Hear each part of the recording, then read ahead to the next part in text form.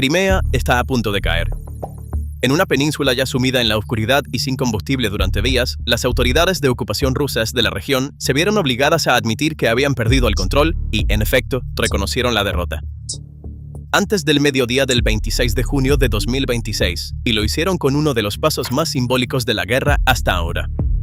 El jefe de ocupación Sergei Aksionov y el gobernador de Sebastopol Mikhail Razbosayev firmaron decretos declarando el estado de emergencia en toda Crimea y Sebastopol.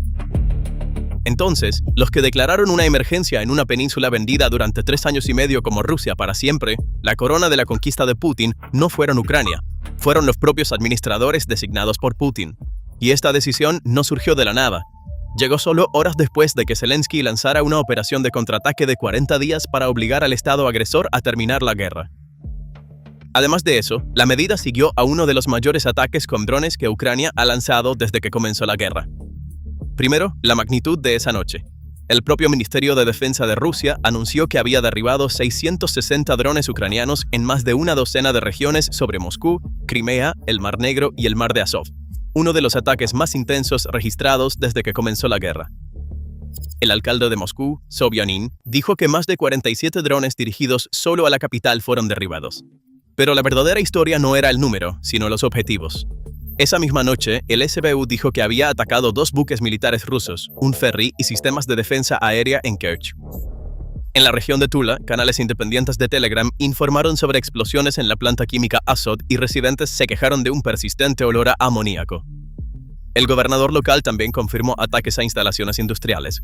Y mucho más al este, de Moscú, la cuarta refinería más grande de Rusia quedó fuera de servicio como parte de la misma ola.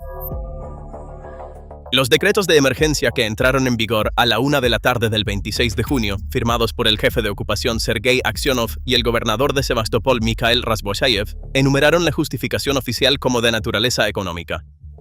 En el propio lenguaje de Rusia, un caso de fuerza mayor, con la medida destinada a permanecer en vigor hasta que la situación mejore. Según el relato de Razbosayev, la emergencia permite a las empresas invocar cláusulas de fuerza mayor y permite a los residentes reclamar compensación por los electrodomésticos dañados en los cortes. Hay un matiz revelador aquí. El régimen también otorga a las autoridades el poder de restringir una libertad de movimiento. Sin embargo, Aksionov dijo que no se planearon restricciones de movimiento ni toque de queda. El poder existe, pero supuestamente no se usará. Esa misma mañana también se suspendió el transporte de pasajeros por mar a través de la bahía de Sebastopol. Los funcionarios no dieron ninguna razón, pero fue un eslabón más en la red de transporte colapsante de la península. El significado es grave. Esta administración está admitiendo formalmente que ya no puede gestionar la crisis por medios ordinarios. Un día antes, Aksionov había admitido que la península estaba pasando por un momento difícil, siendo el combustible el problema más grave de todos.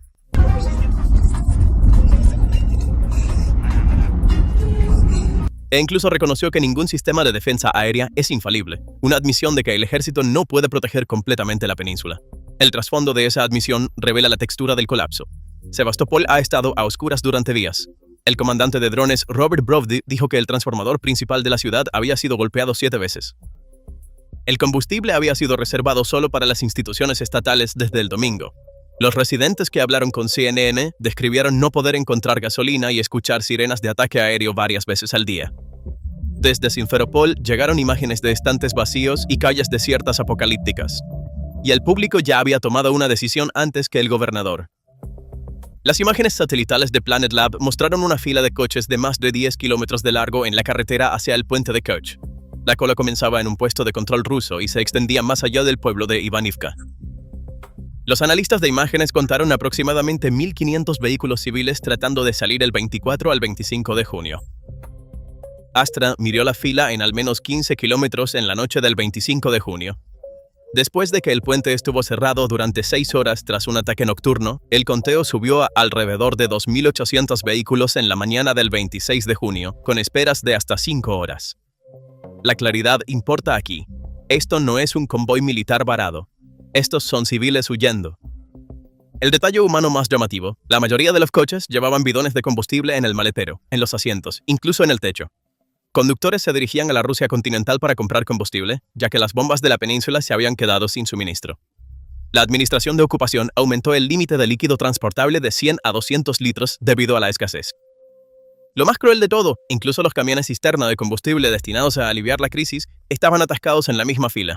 Además, uno de los puntos de combustible en el continente hacia el que se dirigían los conductores había sido golpeado días antes. Así que incluso la dirección a la que huyeron no ofrecía combustible garantizado. Con las carreteras así, el ferrocarril también se está estrechando. Los trenes a Crimea se redujeron de 14 a 7 en 2 semanas. Cada línea restante ahora termina en la estación Kerch-Yuzhniya, con el resto de la península atendida por traslados en autobús. Entonces, la antigua creencia de que Crimea era segura se está disolviendo silenciosamente en las filas de combustible y la oscuridad. No es una imagen de propaganda, sino algo visible desde la órbita. Entonces, ¿cómo una península se ve arrastrada a un estado de emergencia? La respuesta es un asedio que lleva meses gestándose. El ministro de Defensa de Ucrania, Mikhailo Fedorov, lo expresó claramente el 17 de junio. El infierno está comenzando, la logística está siendo cortada, Crimea está siendo aislada. El objetivo es terminar la ocupación no con una bala, sino a través de la inanición logística. En sus propias palabras, dejar que se marchite en la vid. Desde abril de 2026, drones de alcance medio han cortado sistemáticamente cada arteria hacia la península. La carretera R280 Novorossiysk, los transbordadores, los puentes que la conectan con Jersón, los depósitos de combustible y gas, la red eléctrica. El 24 de junio, la central eléctrica de Simferopol y el transformador principal de Sebastopol fueron atacados y la capital quedó a oscuras. En la misma campaña, el puente ferroviario sobre el canal de Crimea del Norte fue destruido en un ataque de 2 fases y 11 líneas ferroviarias fueron canceladas. Quedan 7. Tomados uno por uno, estos son golpes pequeños. Apilados juntos, forman un sistema que sella la tráquea de una península. Y esa misma semana, un golpe mucho más profundo aterrizó. La refinería atrapada en la ola de esa noche fue Norsy, la cuarta más grande de Rusia en Kstovo, cerca de Nizhny Novgorod, aproximadamente a 450 kilómetros al este de Moscú. El ataque con drones del 24 de junio tuvo como objetivo la unidad de destilación primaria CDU5, aproximadamente una cuarta parte de la capacidad de la planta, 12.000 toneladas al día. El gobernador Nikitin dijo que los escombros que cayeron cobraron 2 vidas. La bolsa Spimex detuvo las ventas. Norsy procesaba entre 15 y 17 millones de toneladas de crudo al año y era el segundo mayor productor de gasolina de Rusia. Pero el punto no es una sola planta. Norsy se convirtió en la quinta refinería rusa en quedar fuera de servicio solo en junio. La refinería de Moscú el 16 de junio, con reparaciones que supuestamente se extenderán hasta 2027. Taneco el 12 de junio, Kuibyshev el 10 de junio, Volgogrado el 1 de junio. El resultado es el racionamiento de combustible en más de 27 regiones, colas de 8 horas en Irkutsk y escasez de gasolina incluso en Siberia y Altai, a 3.000 kilómetros de Ucrania. Considera la asimetría. El enorme dron que caza un puente cuesta menos de $50.000. Un misil Storm Shadow cuesta 2 millones. Ucrania eligió lo barato, lo casero, lo inagotable, y esa elección ha escalado lo suficiente como para desmantelar la logística de toda una península. El movimiento más audaz de la noche fue en el mar. Según el SBU, su unidad Alfa atacó 2 barcos de apoyo militar rusos en el astillero Saliv, en Kerch, el Volga y el Vyatka. Barcos de cable del proyecto 15.310, junto con el ferry Petropavlovsk, que estaba completo al 96%. Los 3 sufrieron incendios importantes. El SBU dice que el Volga y el Vyatka estaban siendo construidos para desplegar un sistema de reconocimiento acústico submarino llamado Garmonia para inteligencia submarina y para colocar minas sin contacto, cada uno valorado en cientos de millones de dólares. Vale la pena decir claramente que estas afirmaciones no pudieron ser verificadas de manera independiente. También, según el SBU, la estación de armas y radar de un sistema S-400 que protegía el estrecho de Kerch fue alcanzada. Como resultado, el SBU dice que parte de la red de defensa aérea allí ha quedado fuera de servicio. Los datos térmicos de la empresa de la NASA confirmaron un incendio cerca del aeródromo de Kerch y posiciones de defensa aérea. La lista de objetivos de la noche, compartida por el Estado Mayor de Ucrania y las fuerzas de sistemas no tripulados, presume la lógica de la campaña. Estaciones de radar, estaciones de distribución de energía, puntos de distribución de gas, un nodo de comunicaciones y logística rusa. Así que esto no es una incursión al azar. Es una operación deliberada desmantelando, nodo por nodo, el sistema nervioso que mantiene viva a una península. Retrocediendo, todas estas piezas comparten una lógica única. Ucrania está apuntando principalmente a las instalaciones de procesamiento y exportación de petróleo de Rusia. El objetivo es privar al Kremlin de los ingresos que financian la guerra. Así que esto no es solo una campaña militar, sino un asedio económico. Cada refinería detenida perfora un agujero tanto en la bomba como en el presupuesto. En Crimea específicamente, la doctrina es clara. Hacer que la ocupación sea insostenible, no mediante un costoso asalto terrestre, sino logísticamente, dejándola marchitarse. Mantener el combustible, la energía, el ferrocarril, los transbordadores y el puente bajo presión constante, y la península se convierte de una fortaleza en una carga para Rusia. El estado de emergencia es la admisión oficial de esa carga. El motor detrás de todo esto es la industria de drones. Ucrania, que lanzó 110 drones de largo alcance en todo el año 2024, ha superado ese número a más de 3.000 este año. Producción económica, local y escalable. El ritmo de ese salto se refleja en la curva de la semana. 60 drones el 16 de junio, 194 el 18 de junio, una noche que canceló 527 vuelos solo sobre Moscú, luego 76, 84 y finalmente 660. El récord anterior había sido 556 el 17 de mayo. Con 1.447 sistemas de defensa aérea rusos destruidos desde 2022, esta capacidad está obligando a Rusia a defender sus propios cielos y costas. En resumen, esta es la historia no de un solo arma, sino de una estrategia, desgastando un imperio costoso con tecnología barata y casera.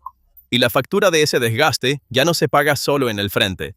Se refleja en el presupuesto del Kremlin, en la gasolinera y, sobre todo, en su prestigio. Ahora, la verdadera pregunta: ¿cómo fue recibido todo esto en el Kremlin y en todo el mundo? Primero, el Kremlin. El estado de emergencia es en sí mismo una admisión de pánico. Sin embargo, los movimientos de Moscú ese mismo día muestran que está maniobrando bajo presión. El mismo día de la crisis, Putin se reunió con el líder bielorruso Lukashenko. Y según Ucrania, Bielorrusia está cerca de completar la infraestructura militar a lo largo de su frontera, redes de carreteras, municiones y bases de almacenamiento de combustible, que según la inteligencia citada por Zelensky, no tiene otro propósito que el militar. La implicación es grave. Mientras Crimea se tambalea en el sur, Rusia podría estar intentando extender a Ucrania con un segundo frente en el norte. El comandante en jefe de Ucrania, Syrsky, dijo que la amenaza los obliga a formar brigadas completamente nuevas. Un frente abierto desde Bielorrusia podría extender la línea en aproximadamente 160 kilómetros, y un asalto serio requeriría unos 70.000 soldados. Incluso si no se produce un ataque, la sola incertidumbre obliga a Ucrania a dispersar sus recursos. Lo que más delata el pánico del Kremlin es la contradicción en su propio lenguaje. Aksionov insiste en que no hay pánico, solo una medida económica, pero al mismo tiempo declara un estado de emergencia en una región que Rusia ha llamado durante mucho tiempo su territorio inseparable. Cuando una administración tiene que declarar una emergencia en un lugar que afirma controlar completamente, el verdadero mensaje no está en las palabras, sino en el propio decreto. La otra cara de la moneda muestra que esto no es un colapso unilateral. Esa misma noche, Rusia también atacó a Ucrania. Misiles balísticos cayeron sobre Kiev, se desataron incendios en almacenes y sonaron alertas de ataque aéreo en todo el país. Al menos 4 personas perdieron la vida y decenas más resultaron heridas. Un dron ruso sobre Odessa incluso provocó una alerta aérea en la vecina Rumania y movilizó un helicóptero, un momento que agudizó las tensiones fronterizas, ocurriendo un mes después de que un edificio en Rumania fuera alcanzado. Sin embargo, quizás la parte más sorprendente es el cambio en cómo el mundo lo ve. La semana pasada, Zelensky dijo a Trump y a los líderes occidentales que los ataques en el interior de Rusia a refinerías y plantas industriales estaban cambiando el rumbo de la guerra. Días después, el secretario de Estado de Estados Unidos, Marco Rubio, rechazó abiertamente el espíritu de Anchorage al que el Kremlin se ha aferrado durante años. Alaska solo produjo una propuesta, nunca un acuerdo. Si hubiera habido un trato, dijo, la guerra ya habría terminado. Eso visiblemente irritó a Moscú. Lavrov respondió, argumentando que Estados Unidos había abandonado su papel como mediador neutral. Aún así, Rubio ya había dicho lo mismo ante el Congreso, que Washington solo arma a Ucrania y sanciona solo a Rusia y claramente ha tomado partido. El presidente de Francia, Macron, por su parte, habló de un realineamiento en el G7, una declaración conjunta en la que los Estados Unidos ya no se presentan como un mediador neutral, sino junto a la integridad territorial de Ucrania. La situación en el frente europeo es muy similar. La Unión Europea, que ha financiado la mayor parte de Ucrania durante los últimos 2 años, está manteniendo ese apoyo con un nuevo programa de préstamos de 90.000 millones de euros, financiando por primera vez en su historia el gasto militar desde su propio presupuesto.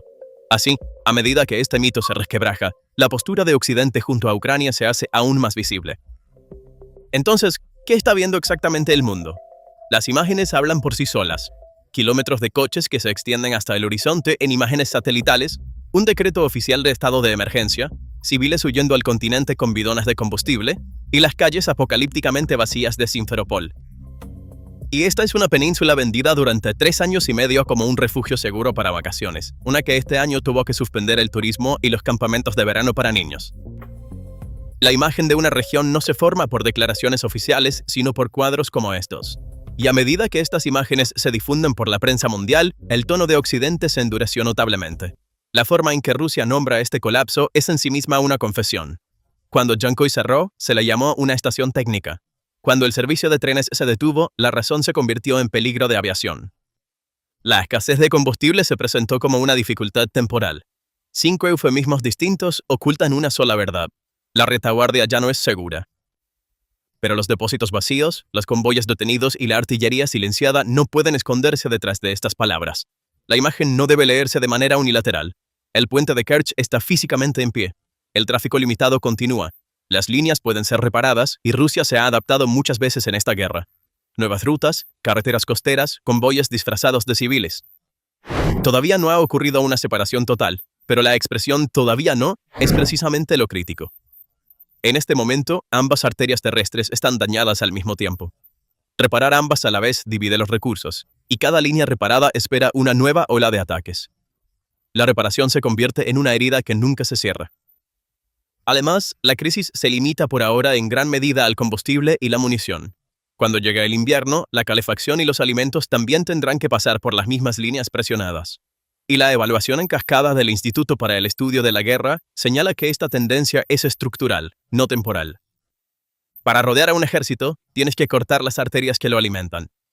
Ucrania está haciendo exactamente eso sin atacar Crimea, estrangulando a las 2 arterias terrestres, ferroviaria y carretera, al mismo tiempo.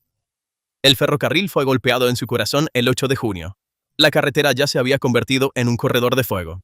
Putin construyó Crimea como una base trasera intocable. En 2026, esa base trasera se ha reducido a un frágil nudo que sostiene el destino de suministro de casi 200.000 soldados en el sur, y ese nudo ahora está bajo el control de fuego de Ucrania.